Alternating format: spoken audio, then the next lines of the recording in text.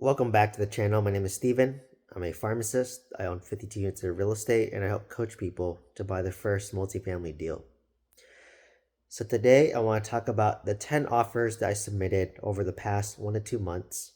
I submitted offers on a 50 unit. I submitted an offer on a 16 unit and I submitted offers on multiple single family home, relatively new builds in Huntsville, Alabama. So let me talk about all of my offers and where they are today.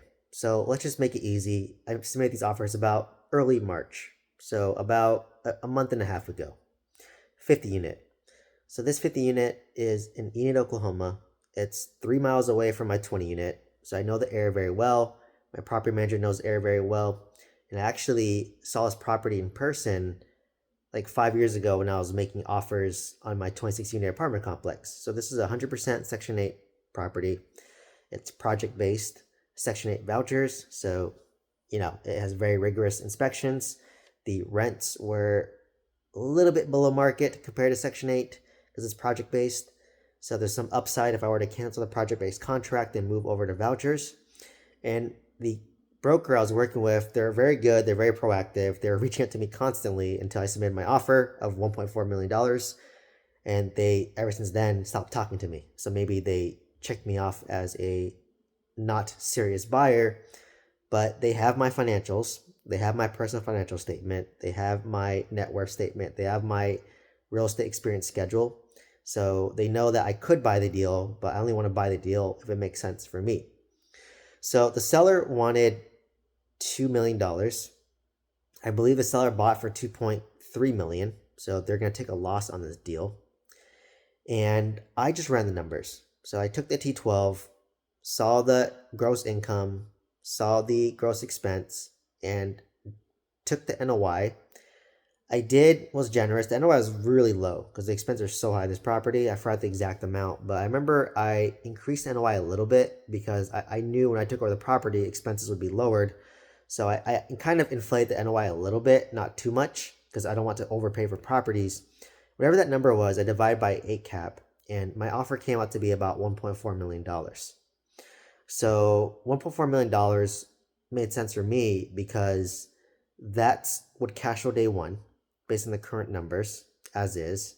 And the upside in the deal was close to about $3 million, assuming that I was able to get rid of project-based vouchers and convert over to individual Section 8 vouchers, which pays a little bit more higher market rents. But I'm concerned, given the new administration, all the changes they're making about Section 8, so I'm pausing.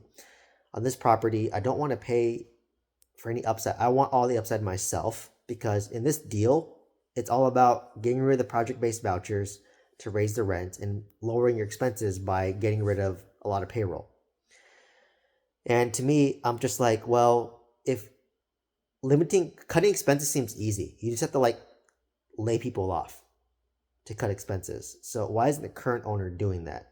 I get converting project-based vouchers to Section 8 vouchers is a lot more work. So that's the upside I would take. But like I said, there's a lot of risk and uncertainty. So for me, I want to buy a deal that in case Section 8 doesn't pan out as well, then I can still make money in the deal. So that's why I offer $1.4 million. But I looked on LoopNet recently. I still see the deal active, like a month and a half later.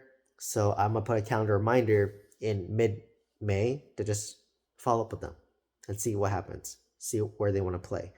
And I'm negotiable, right? If I know that I can convert the vouchers from project-based to voucher-based and there's upside potential still, and the rents do pan out, then I'm okay offering a little bit more, but not that much more. Maybe 1.6 at most, which is still $400K less than what he wants, which is still at a loss for this owner. Another deal I made an offer on is a 16 unit. They wanted $1.2 million. I saw this on Zillow, so I texted the broker. That was public information. And I just said, hey, I want to make an offer. I don't know, my 26 unit's not that far away. So I looked at the rent roll, and this was 16 units, mostly 2 bedrooms. I'm trying to target mostly 2 bedrooms because it's less turnover. It attracts families versus 1 bedroom has more turnover. I'm experiencing that with my 20 unit. My 20 unit's all 1 bedroom, and there is more turnover there compared to my 26 unit, which has half 1 bedroom, half 2 bedrooms. So for me, I want ideally target mostly 2 bedrooms because it gets a little bit higher rents, not that much more maintenance, and families can stay there. So hopefully they stay there longer. That's the goal. You decrease turnover. So I offered, I got the numbers. Whatever the numbers were actually accurate. I remember the rents. I forgot what they were, but the expense was about 50%, which is accurate. So I just took that, divided by 8 cap, and got my offer of 650. And this one was half Section 8, half non-Section 8. So I was comfortable with that. If I were to lose Section 8 tenants, then I can convert them to normal tenants because I know the area. And it was mostly 2 bedroom and I offered 650. And immediately the broker rejected my offer, saying that the seller would not take that. And I just said, this offer makes sense for me. Interest rates are higher, cap rates are going up, so values are going down. And they just said, well, I'll send you other deals if I get any. So once again, a month and a half later, still in the market. Calendar to follow up. So, hey, are they still interested to sell? My offer still stands. The other ones that are interesting in Huntsville, Alabama, it's funny. So a month and a half ago, I sent a filter on Redfin for new construction built within, I would say, 2020 plus. And why I want 2020, because if they bought a property in 2020, most likely their interest rate is going to be low. It's going to be like 3% or less, or around 3% for our primary. So these sellers are forced to sell right now for multiple reasons. Maybe they're moving. Maybe they got laid off. Maybe someone's living there and whoever's living there died and the kids don't want to manage it anymore. So these are now motivated sellers. And what makes it challenging in Huntsville, Alabama is they're building so many new homes. And the home builders are giving so many discounts to buy a new build. So why would I want to buy a property that was built in 2021 and they're selling it for, let's just say, $300,000 when I can buy a new construction built in 2025, not too far away from that property, for $320,000? And that builder is going to give me some credits to buy down my rate, give me credits to cover closing costs, and give me credits to upgrade my property and to pick my furnishings. So it's a double hit. And I own a single family home in Huntsville, Alabama too. So I know if I try to sell now, it's a bad time. Because why buy my property when you can buy a property that's brand new? So imagine if I was a primary residence. I wanted a home for myself. Why would I buy a home that's 4 years old for $20K less than a home that's brand new, that's $20K more? I can pick my flooring, I can pick my finishes, I can pick my backsplash, I can pick my upgrades. And also I can get my interest rate bought down potentially, closing costs covered, and have a 1-year warranty. Versus a home that's built in 2020, it's 5 years old now.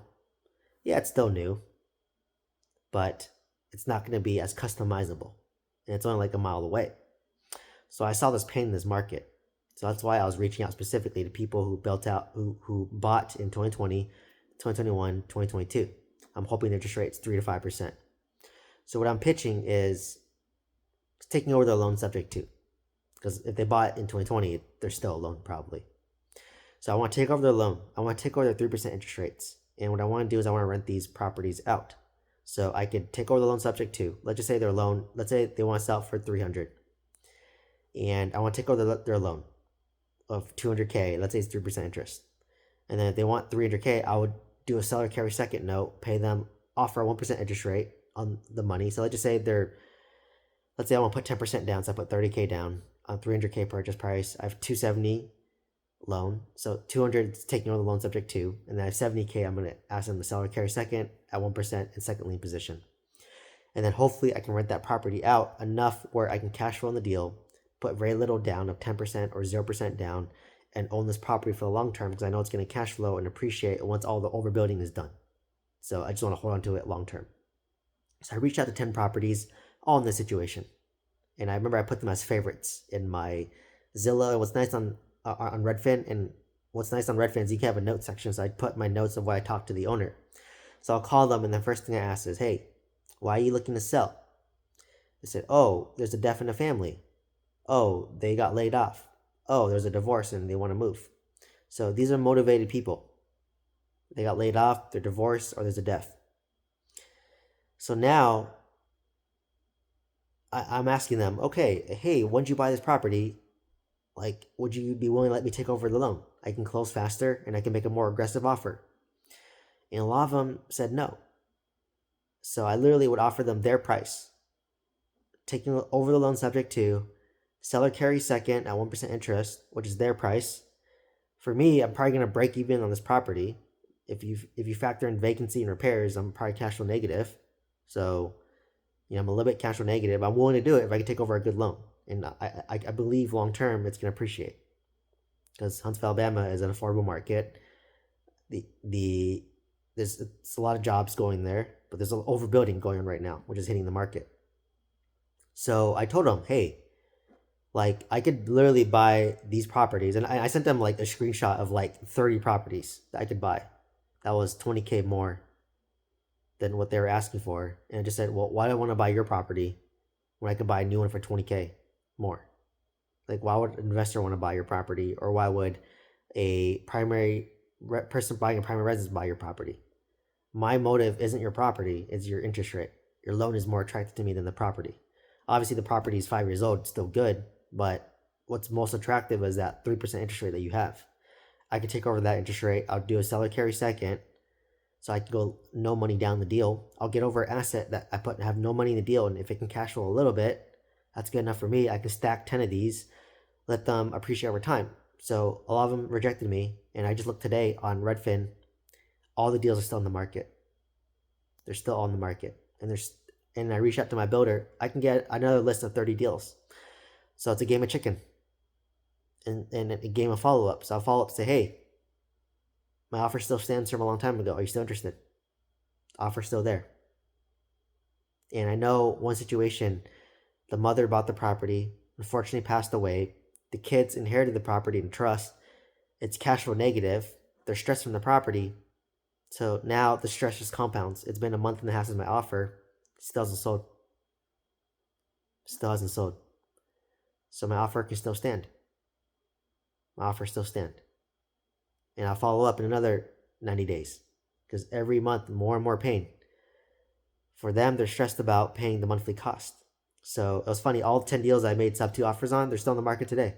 So now it's just following up. Or if it's taken off market, then I just go direct to the seller and pitch it directly. So why I'm sharing all this is, in today's market in 2025, you have to make an offer that makes sense for you, even if it's way below what they want. If you look at my offers for multifamily, they're 50% less than what they want.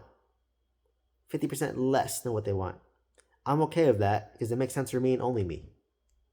For single family, I'm making subject to offers at their price, but they have to let me take over the loan, and they have to do a seller carry second at 1% interest only, so that I can cash flow on this deal or break even this deal and hold on it for the long term.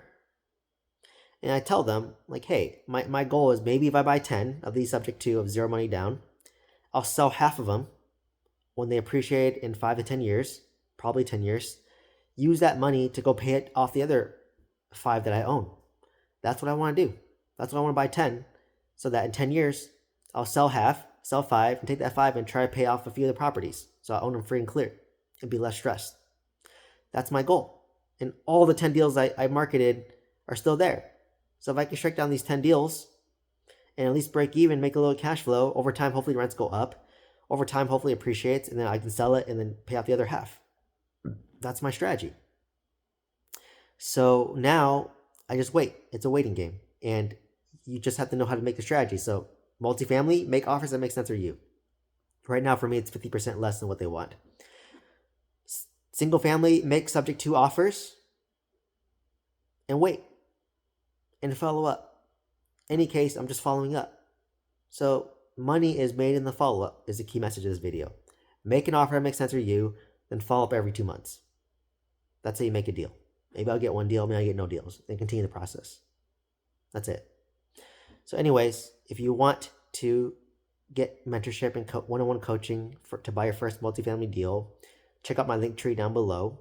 From there, you can see the course, you can see the coaching, and you can send me an email if you have questions. Otherwise, Please like, comment, subscribe. Let me know what questions you have, and hope to see you in the next one. Thank you so much.